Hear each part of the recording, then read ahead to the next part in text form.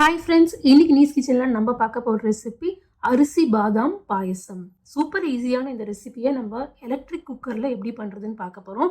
இந்த recipe ninja, instant பாட் அப்படின்னு இருக்கிற எல்லா எலக்ட்ரிக் குக்கர்லையும் பர்ஃபெக்டாக ஒர்க் ஆகும். இன்னைக்கு நம்ம பண்ண போகிற பாயசம் 1 லிட்டர் பால் வச்சு தான் செய்ய போகிறோம். அதை வச்சு தான் இது எல்லா மெஷர்மெண்ட்ஸும் வரப்போகுது. இந்த வீடியோ கடைசியில் நிறைய டிப்ஸ் சொல்லியிருக்கேன். அதில் ப்ரெஷர் குக்கர்லையும் எப்படி பண்ணலாம் அப்படிங்கிறதையும் சொல்லியிருக்கேன். அதனால் மறக்காமல் கடைசி வரைக்கும் பாருங்கள். இப்போ வாங்க வீடியோவுக்கு போகலாம். நிஞ்சால சாட்டே மோடை ஆன் பண்ணிவிட்டு அதில் லோ ஹீட்டில் 3 டேபிள் ஸ்பூன் நெய் விட்டுக்கலாம். நெய் நல்லா சூடானதுக்கப்புறம் அதில் 1/4 கப்பு உடச்ச முந்திரியை சேர்த்துக்கலாம். முந்திரி நல்லா பொன்னிறமாக வந்ததுக்கப்புறமா அதில் 2லேருந்து 3 டேபிள் ஸ்பூன் திராட்சையை இந்த மாதிரி சேர்த்துக்கலாம்.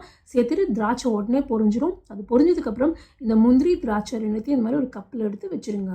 இப்போ நமக்கு நெய் நிறைய மீந்திருக்கும், அதனால் எக்ஸ்ட்ரா நெய் சேர்க்க வேணாம். இப்போ அதே நெய்யில் 2 மணி நேரம் ஊற வச்ச அரிசியை சேர்த்துக்கலாம். அரிசி வெரைட்டி அப்படின்னு பார்த்தீங்கன்னா நீங்கள் பச்சரிசி இல்லாட்டி ஜீரக சம்பா அரிசி சேர்த்துக்கலாம். அரிசியை சேர்த்ததுக்கப்புறம் ஒரு வாட்டி மிக்ஸ் பண்ணிவிட்டு 10 பாதாமை மிக்சியில் பல்ஸ் மோடில் ஒரு 3 வாட்டி திருப்பிட்டு இதில் சேர்த்துக்கோங்க.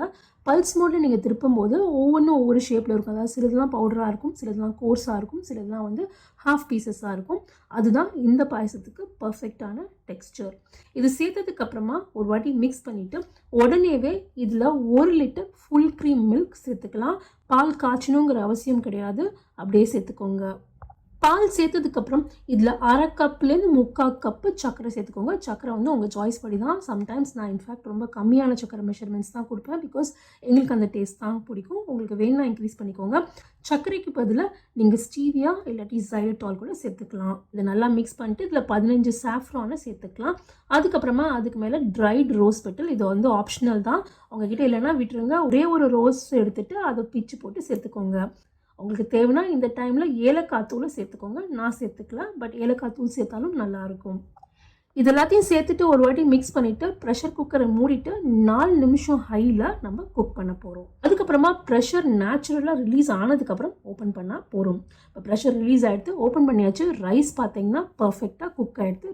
ரைஸ் ஒழுங்காக குக் ஆகிடுதா இல்லையா அப்படிங்கிறத நீங்கள் மெயினாக செக் பண்ணணும்.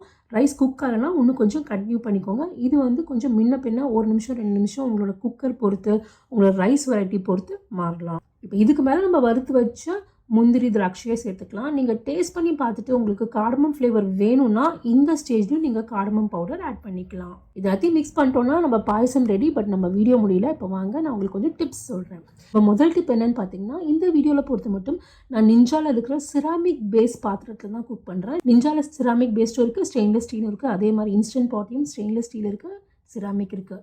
நீங்கள் ஸ்டெயின்லெஸ் ஸ்டீல் குக் பண்ணும்போது நான் சொன்ன 4 நிமிஷம் வைக்காமல் 3 நிமிஷம் வைங்க.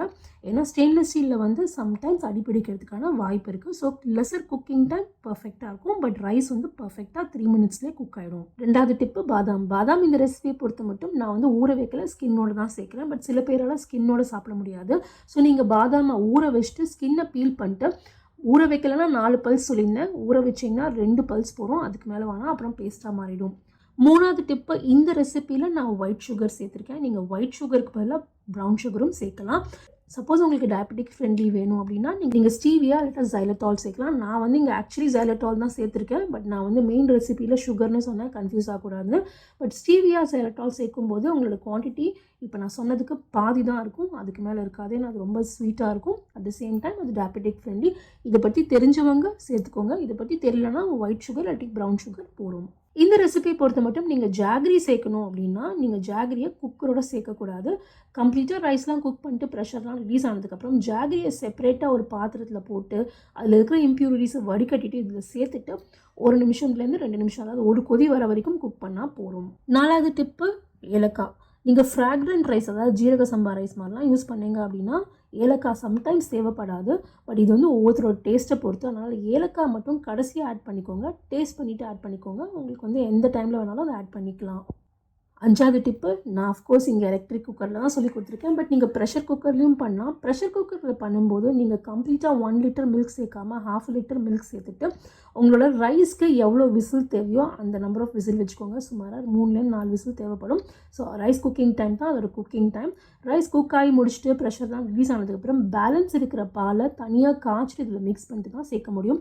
நீங்கள் 1 லிட்டர் மில்க் ஃபுல்லாக சேர்க்கணுன்னா நீங்கள் கண்டிப்பாக பெரிய குக்கரில் சேர்க்கணும், இல்லாட்டி பால்லாம் வழிஞ்சு இந்த ப்ரெஷர் வழியாக வெளில வந்துடும். ஸோ நீங்கள் 1/2 லிட்டரும் சேர்க்கலாம், 1 லிட்டரும் ஃபுல்லாக சேர்க்கலாம். பட் ஃபஸ்ட் டைம் ட்ரை பண்ணும்போது 1/2 லிட்டர் சேர்த்து ப்ரெஸ் பண்ணி பாருங்கள். உங்களுக்கு அது ஒர்க் அவுட் ஆச்சுன்னா 1 லிட்டர் ஃபுல்லாக ஆட் பண்ணியும் குக் பண்ணுங்கள். பட் குக்கிங் டைம் 1 லிட்டருக்கு மாறும்.